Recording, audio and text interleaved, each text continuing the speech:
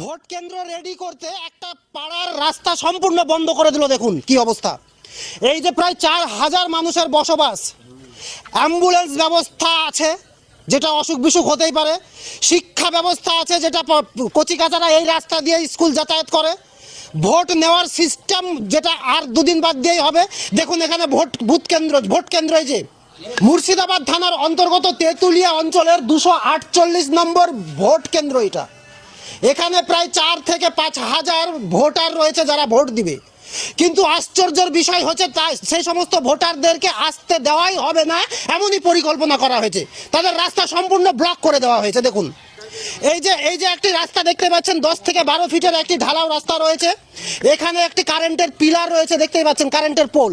এই পোল থেকে রীতিমতো হেভি করে বাস ব্যারিকেড দিয়ে এমনভাবে বেঁধেছে রাস্তার নিচে, প্রায় 3 ফিট নিচে এইভাবে ব্যারিকেড দিয়ে বেঁধে ফেলেছে।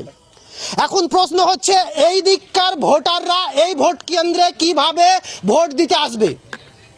মেনে নিলাম আমাদের মতো শক্তপোক্ত যারা আছে ইয়াং তারা ভোট দিতে ব্যারিকেড পার করে চলে এলো, কিন্তু যারা দুর্বল, যারা বয়স্ক, যারা অসুস্থ, যারা হ্যান্ডিক্যাপ, সেই সমস্ত ভোটাররা কিভাবে আসবে? কোনো কি রাস্তা রেখেছে ভোট কেন্দ্রে আসার জন্য?